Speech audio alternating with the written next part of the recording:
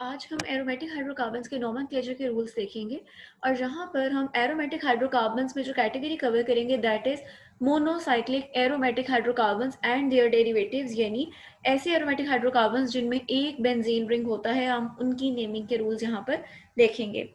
Aromatic hydrocarbons की जो ruling है, जो उसकी नेमिंग है, वो थोड़ी सी कॉम्प्लेक्स है कंपेयर्ड विद एलिफेटिक हाइड्रोकार्बन्स। और ये जो सिस्टम है नेमिंग का बेंजीन और उसके डेरिवेटिव्स का, वो डिपेंड करता है कि बेंजीन रिंग पर कितने नंबर ऑफ सब्स्टिट्यूएंट्स मौजूद हैं। ये भी आप पॉइंट्स पढ़ेंगे तो ये आपको क्लियर भी हो जाएगा। अब नंबर 1 पॉइंट देखते हैं, mono substituted benzene derivatives. Mono substituted benzene derivative से क्या मुराद है? बेंजीन रिंग पर अगर एक सब्स्टिट्यूएंट मौजूद है, जैसे नीचे आप एग्जांपल्स देख सकते हैं, ये आपके पास पूरा बेंजीन रिंग है और CH3 ये आपके पास एक सब्स्टिट्यूएंट मौजूद है, तो आप कहेंगे कि this is mono substituted benzene. अगर यहाँ जैसे मिथाइल ग्रुप लगा है, अगर यहाँ पर भी मिथाइल ग्रुप होता तो फिर ये क्या होना था? दो सब्स्टिट्यूएंट मौजूद हैं। सिमिलरली अगर आप इसमें देखें, आपके पास ये पूरा क्या मौजूद है? Benzene ring. और ये जो आपको दिखाई दे रहा है CH2CH3, ये पूरा क्या है? Ethyl group. ये आपके पास पूरा क्या है? एक सब्स्टिट्यूएंट है। ठीक है, तो इसका मतलब है ये भी आपके पास क्या है? मोनो सब्स्टिट्यूटेड एरोमेटिक हाइड्रोकार्बन है, मोनो सब्स्टिट्यूटेड बेंजीन है। अगर इस पॉइंट के अलावा यहाँ पर भी कोई सब्स्टिट्यूएंट होता, यहाँ या किसी और पॉइंट पर भी और भी सब्स्टिट्यूएंट होता, तो फिर हमने इसको मोनो सब्स्टिट्यूटेड नहीं कहना था। तो सबसे पहला जो रूल है वो रूल इस बारे में है कि आप मोनो सब्स्टिट्यूटेड बेंजीन डेरिवेटिव्स को किस तरह से नेमिंग करते हैं। तो आप उनको इस तरह से नेमिंग करते हैं कि नाम के आखिर में बेंजीन आता है और उससे पहले प्रीफिक्स के तौर पर क्या आता है? आपका जो भी सब्स्टिट्यूएंट अटैच है उसका नेम आता है। The whole name is written as one word, एक वर्ड की फॉर्म में लिखते हैं आप पूरे नाम को, आप बीच में स्पेस नहीं डालते। फॉर एग्जाम्पल अगर आप इस रूल के अकॉर्डिंग देखें तो इस सब्स्टिट्यूएंट का नेम क्या आ जाएगा? मिथाइल। और रेस्ट ऑफ द पार्ट क्या है? बेंजीन। तो ये क्या आ जाएगा आपके पास? Methyl benzene. और चूंकि आपने इसको वन वर्ड के तौर पे लिखना है, तो वर्ड का पहला लेटर क्या होता है? कैपिटल। और बाद में बीच में कोई भी आप लेटर कैपिटल नहीं डालते। तो आप देख सकते हैं कि इसको एक पूरे सिंगल वर्ड के तौर पे नेम को लिखा गया है।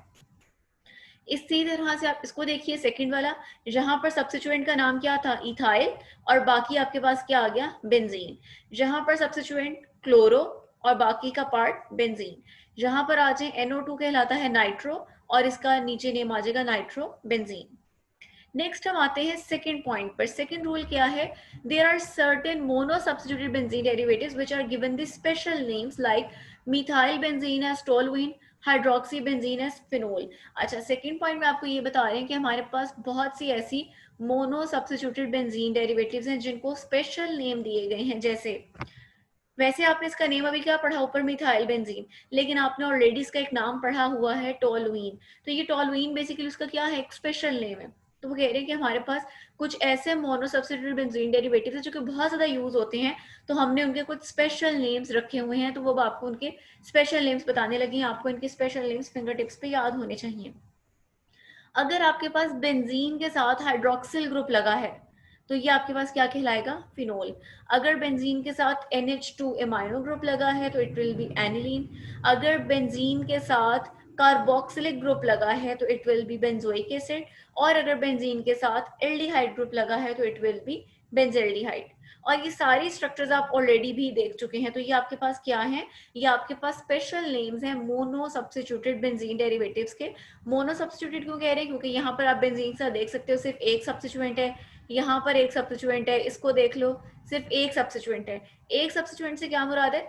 सिर्फ एक कार्बन जो है बेंजीन का उसके साथ सब्स्टिट्यूएंट मौजूद है, बाकी आपके पास benzene ring as it is मौजूद है। नेक्स्ट जो लाइन दी गई है उसको हाईलाइट कीजिए कि आपके पास जब एक सब्स्टिट्यूएंट लगा हो, all the 6 position in benzene are exactly equivalent, so there is only one mono substituted benzene। जब आपके पास एक सब्स्टिट्यूएंट लगा है तो कार्बन की सारी पोजीशंस जो है वो इक्वल हैं। जरूरी नहीं कि आप CH3 ग्रुप को ऊपर ही शो करें, आप लेफ्ट राइट डाउनवर्ड किसी भी साइड पे शो कर सकते हैं। जो 6 की 6 पोजीशंस हैं वो सब की सब क्या हैं? इक्वल हैं। अच्छा, उससे नेक्स्ट लाइन इसको भी हाईलाइट कीजिए। When a hydrogen atom is removed from benzene we get a phenyl group symbolized by C6H5 और PH। आपने जैसे पढ़ा था कि एल्केन में से अगर एक हाइड्रोजन निकाल दें तो उसको आपने पढ़ा था एल्काइल कहते हैं। जैसे आपने पढ़ा कि CH4 मीथेन होती है, उसमें से एक हाइड्रोजन निकाल दें तो आपके पास बाकी रहता है CH3 और उसको आप नाम दे रहे थे मिथाइल का। बिल्कुल वैसे ही अगर आप बेंजीन जिसका फॉर्मूला होता है C6H6, अगर उसमें से एक हाइड्रोजन निकाल दे तो वो बाकी क्या बचेगा, C6H5। तो इस C6H5 का नेम क्या होता है, फिनाइल ग्रुप होता है। ठीक है, और इसको रिप्रेजेंट किससे करते हैं, पीएच के साथ रिप्रेजेंट करते हैं। अच्छा, दूसरी चीज ये भी अंडरलाइन कीजिए, substituted phenyl groups are called aryl groups. ठीक है, सबसे पहले आप अपने जहन में रखिए बेंजीन, अगर बेंजीन में से एक हाइड्रोजन रिमूव कर दें तो वो क्या बन जाएगा, फिनाइल। और अब जो फिनाइल बना उसके आगे देखो आपको बॉन्ड दिखाई दे रहा है, अगर आप इस बॉन्ड की जगह पर कोई सब्स्टिट्यूएंट अटैच कर दो तो अब ये क्या कहलाएगा कि आपने फिनाइल ग्रुप के आगे सब्स्टिट्यूएंट लगा दिया है, ये कहलाएगा सब्स्टिट्यूटेड फिनाइल ग्रुप्स। तो वो फिनाइल ग्रुप जो सब्स्टिट्यूटेड होता है, जहां सब्स्टिट्यूएंट लग चुका होता है, उसको आप नाम देते हैं एराइल ग्रुप का।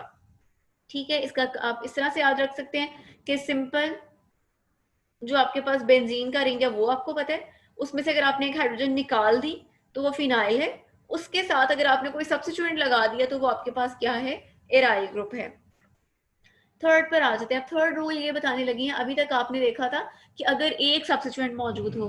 थर्ड रूल आप देखेंगे कि अगर आपकी दी गई बेंजीन के ऊपर दो सब्स्टिट्यूएंट्स मौजूद हैं तो फिर आपने किस तरह से नेमिंग करनी है। अब यहाँ पर आप देख सकते हो जो आपको स्ट्रक्चर दिया गया है, यहाँ पर आप देखो, अगर आप इसको एक ग्लैंस डालें तो ये एक मोनो सब्स्टिट्यूटेड जो प्रोडक्ट है या बेंजीन नहीं है। मोनो सब्स्टिट्यूटेड क्यों नहीं है, आपको एक सब्स्टिट्यूएंट दूसरा, यहाँ पे देखो एक सब्स्टिट्यूएंट दूसरा, एक और दो, आपको टोटल यहाँ स्ट्रक्चर में दो सब्स्टिट्यूएंट्स दिखाई दे रहे हैं। जब आपके पास दो सब्स्टिट्यूएंट्स मौजूद होते हैं बेंजीन रिंग पर, फिर ये 6 की 6 साइड्स इक्वल नहीं है, बल्कि आप किसी एक जो आपका होता है सब्स्टिट्यूएंट उसको नंबर देते हैं और उसके हिसाब से जो बाकी सब्स्टिट्यूएंट है उसकी पोजीशंस डिसाइड होती हैं। ठीक है, अब इस वाले केस को अगर हम देखें तो यहाँ पर हमारे पास फॉर एग्जाम्पल अगर हम नंबरिंग यहाँ से स्टार्ट करते हैं, ठीक है, ये हमारा पहला सब्स्टिट्यूएंट है, किसी एक सब्स्टिट्यूएंट को हमें नंबरिंग देनी पड़ेगी, उसके हिसाब से हमारे दूसरे सब्स्टिट्यूएंट की नंबरिंग होगी। ठीक है, ये हमारे पास कार्बन नंबर 1 आ गया, इस हिसाब से कार्बन नंबर 2, ठीक है, 3, 4, 5 एंड 6। अब यहाँ पर अगर आप देखो तो आपके पास सब्स्टिट्यूएंट कहाँ कहाँ मौजूद है, कार्बन नंबर 1 पे और कार्बन नंबर 2 पे। दो मिथाइल ग्रुप्स हैं तो it will be 1,2 dimethyl benzene. इसके लिए देखिए उन्होंने वर्ड लिखा है ओजाइलीन।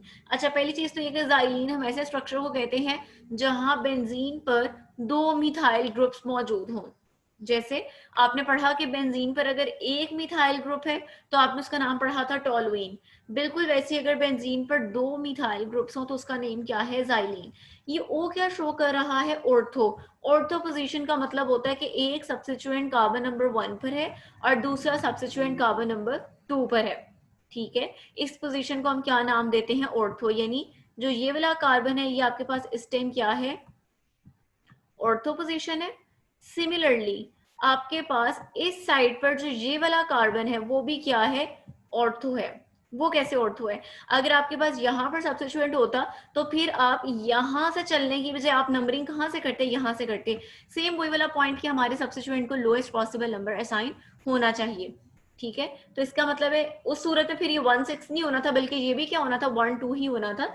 तो आपके पास ये भी ऑर्थो पोजीशन आ गई, ये भी ऑर्थो पोजीशन आ गई।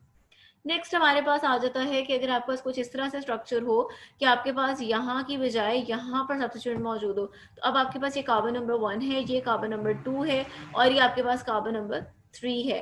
तो ये आपके पास क्या होना था, 1,3 डाई मिथाइल बेंजीन। और इसको आप मेटाजाइलीन भी कहते हैं। जाइलीन क्यों कहा, क्योंकि इसमें दो मिथाइल ग्रुप्स मौजूद हैं, ये इसका स्पेशल नेम है। और मेटा क्यों, क्योंकि कार्बन नंबर 1 और कार्बन नंबर 3 पर सब्स्टिट्यूएंट मौजूद है। थर्ड आ जाता है हमारे पास पैरा। पैरा में आपके पास क्या होगा, कार्बन नंबर 1 और कार्बन नंबर 4, यहाँ पर क्या मौजूद होंगे सब्स्टिट्यूएंट्स, इसको आप कहते हैं पैराजाइलीन। पैरा के लिए आप क्या यूज कर रहे हैं, पी। और ये क्या है, ये 1/4 सब्स्टिट्यूटेड प्रोडक्ट है कार्बन नंबर 1 और कार्बन नंबर 4 पर क्या है, सब्स्टिट्यूएंट्स मौजूद हैं। तो अब आप देख सकते हैं कि second substituent in benzene would give rise to 3 isomeric product designated as ortho 1,2, meta 1,3 and para 1,4। ठीक है, यानी जब मोनो सब्स्टिट्यूटेड हमारे पास जो थी स्ट्रक्चर था तब सारी साइड्स इक्वल थी, ठीक है। लेकिन जब हमारे पास डाई सब्स्टिट्यूटेड प्रोडक्ट थी तो फिर आपने एक कार्बन को नंबरिंग दी, एक सब्स्टिट्यूएंट को नंबरिंग दी, और उसके हिसाब से आपने जो है बाकी नंबर जो है वो असाइन करने हैं। नेक्स्ट हमारे पास आ जाता है फोर्थ पॉइंट।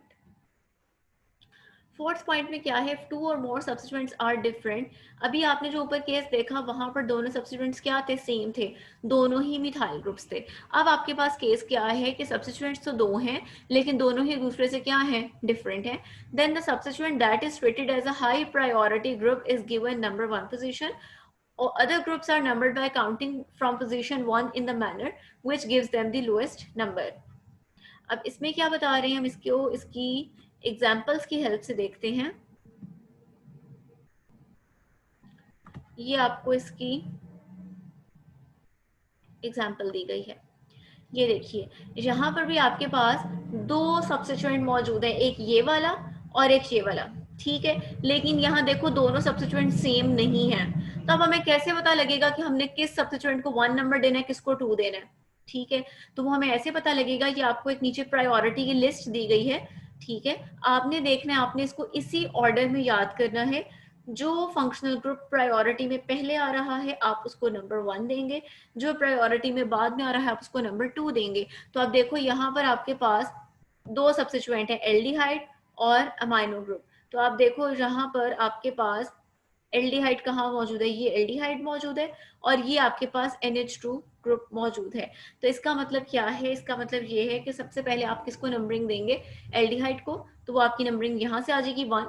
अब आप नंबरिंग यहाँ से स्टार्ट नहीं करेंगे, नीचे से स्टार्ट करेंगे, आपके सब्स्टिट्यूएंट को बड़ा नंबर असाइन होगा।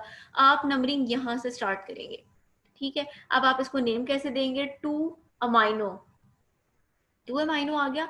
बेंजेल्डिहाइड, बेंजेल्डिहाइड क्यों कहा, क्योंकि हमने इस पूरे का क्या नाम रखा हुआ था, स्पेशल नेम इसको असाइन किया हुआ था बेंजेल्डिहाइड, तो हमारे पास आ जाएगा 2 अमाइनो बेंजेल्डिहाइड। इसी तरह से सेकंड एग्जांपल देखते हैं। सेकंड एग्जांपल में दो सब्स्टिट्यूटेड ग्रुप, दो हमारे पास यहाँ पर सब्स्टिट्यूएंट लगे हैं, एक आपके पास कार्बोक्सिलिक एसिड है और दूसरा आपके पास एल्कोहल है। अब आप देखिए अपनी लिस्ट में कि सबसे पहले कार्बोक्सिलिक एसिड है और फिर उसके बाद OH है। इसका मतलब है नंबरिंग आप कहाँ से स्टार्ट करेंगे, यहाँ से 1 से, इस साइड से नहीं करेंगे, बड़ा नंबर असाइन होगा OH ग्रुप को, आप इस साइड से स्टार्ट करेंगे। अब आपके पास ये आ जाएगा 3 हाइड्रोक्सी, और बेंजोइक एसिड क्या है, इस पूरे जो स्ट्रक्चर हम उसको क्या नाम देते हैं, बेंजोइक एसिड का। नेक्स्ट हमारे पास आता है कि अगर हमारे पास कोई ऐसे दो ग्रुप्स लगे हों जो डिफरेंट भी हों और प्रायोरिटी वाली लिस्ट में मौजूद भी ना हो, तो फिर हम क्या करेंगे, फिर हम उस लिस्ट को सिंपली अल्फाबेटिकल ऑर्डर जो है उसमें लिख देंगे, उनकी नेमिंग कर देंगे। जैसे आपके पास ये दिया गया, जहाँ आप कोई नंबरिंग कुछ नहीं कर रहे, सिंपली आप क्या कर रहे हैं, आप देख रहे हैं कि यहाँ क्लोरो लगा है और आइडो लगा है, यहाँ से ABC के हिसाब से C पहले आता है या I, C पहले आता है तो आप C को क्या नाम दे देंगे, क्लोरो आइडो बेंजीन, ठीक है। अच्छा अब हमें पोजीशन कैसे पता लगी, हमने देखें यहाँ पर आपने पहले उसका नाम लिखा जो अल्फाबेटिकली पहले है, तो इसका मतलब है कि पहले वाला सब्स्टिट्यूएंट क्या था, पहले वाला जो ग्रुप था वो एज अ सब्स्टिट्यूएंट था, और जो दूसरा ग्रुप है हमने उसको क्या ट्रीट किया है, as a parent chain, parent group जो है ट्रीट किया है। अगर वो पेरेंट है तो उसका मतलब है कि इसको आप नंबर 1 देंगे, 2 3, यानी हमने इस पूरी को कंसीडर किया आइडोबेंजीन, और हमने कहा कि आइडोबेंजीन के 1 कार्बन पे आयोडीन मौजूद है, तो थर्ड कार्बन पर क्या मौजूद है, सब्स्टिट्यूएंट दैट इज क्लोरो। इस पर आ जाए नाइट्रो ब्रोमो, सबसे पहले तो आपने देखना है कि क्या ये प्रायोरिटी लिस्ट में मौजूद है, तो ये दोनों प्रायोरिटी लिस्ट में मौजूद नहीं है।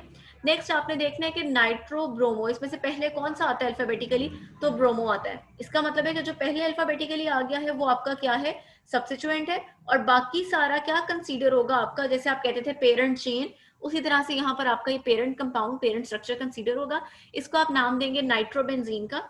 और अब आप क्या करेंगे, आप कंसीडर करते हैं कि नाइट्रोबेंजीन में नाइट्रो फर्स्ट पोजीशन पर है, तो आप यहाँ से नंबरिंग स्टार्ट करते हुए 1 2, तो सेकंड पोजीशन पे क्या मौजूद है, ब्रोमो, तो it will be 2 bromo nitrobenzene. Fifth point, if there is a substituent on the ring which gives a special name to the molecule, then special name is used as the parent name to the molecule। ये हम already पढ़ चुके हैं कि अगर हमारे पास ऐसी product हो, सॉरी ऐसा स्ट्रक्चर हो जहाँ कोई स्पेशल, जहाँ कोई ऐसा ग्रुप लगा हो जिनको हमने स्पेशल नेम्स असाइन किए हुए हैं, तो हम उस स्पेशल नेम को पेरेंट नेम के तौर पर चूज करते हैं। फॉर एग्जाम्पल, आपके पास यहाँ पर OH भी मौजूद है और NH2 भी मौजूद है, तो इसको आप नेम देंगे 4 अमाइनो फिनोल का, यानी इतने पार्ट को आप नाम दे रहे हैं, जहां तक का जो पार्ट है वो कहला रहा है फिनोल, और उसके फिनोल की 1 2 3 4 फोर्थ पोजीशन पर अमाइनो ग्रुप मौजूद है, तो it will be 4 amino phenol. इसी तरह से आपने इतने पार्ट का नाम पढ़ा था बेंजीन सल्फोनिक एसिड, तो उसके हिसाब से अगर आपके पास ये कार्बन नंबर 1 है, 2 3 4, तो ये आपके पास आ जाएगा 4 क्लोरोबेंजीन सल्फोनिक एसिड। और अगर आप यहाँ पर आ जाएं तो इसमें आपने स्पेशल नेम किसका पढ़ा था, इतने पार्ट का, यानी वो क्या था, टोलुइन था। तो टोलुइन के साथ आप कहेंगे कि आपके पास कार्बन नंबर 2 पर क्या मौजूद है, आयोडीन आयोडो मौजूद है। यानी इस पॉइंट का मकसद ये है कि आप ऐसे नहीं करेंगे कि आप कहें कि जी it is 2 iodo methyl benzene, ठीक है, ऐसा नहीं है, बल्कि उसकी बजाय मिथाइल बेंजीन की बजाय हम क्या वर्ड यूज कर रहे हैं, टोलुइन। इसी तरह यहाँ पर हम हाइड्रोक्सी बेंजीन लिखने की बजाय क्या यूज कर रहे हैं, वर्ड फिनोल। तो इस पॉइंट का मकसद ये है कि वो कह रहे हैं कि हमारे पास ऐसी सब्स्टिट्यूटेड बेंजीन जिनको हमने कोई स्पेशल नेम दिया हुआ है, तो वो स्पेशल नेम ही यूज होता है एज देयर पेरेंट नेम। यहाँ तक आपका नोमेनक्लेचर कवर होता है। अगर आपको इसमें कुछ कंफ्यूजन है तो आप पूछ सकते हैं। अब आपने इसकी जो क्वेश्चन एक्सरसाइज के करने हैं जो इस टॉपिक से रिलेटेड है, वो आपके पास क्वेश्चन नंबर 7 का ए पार्ट और क्वेश्चन नंबर 8। यहाँ पर आपने स्ट्रक्चर नेम्स दिए गए हैं, आपने उनके स्ट्रक्चर्स बनाने हैं, आपने अपने सामने इन रूल्स को ओपन करना है और इन रूल्स के अकॉर्डिंग इन स्ट्रक्चर्स को सॉल्व करना है। जब आप इनकी प्रैक्टिस करेंगे तभी आपको ये जो रूल्स हैं वो क्लियर होंगे। और still if you have any confusion you can ask. Thank you.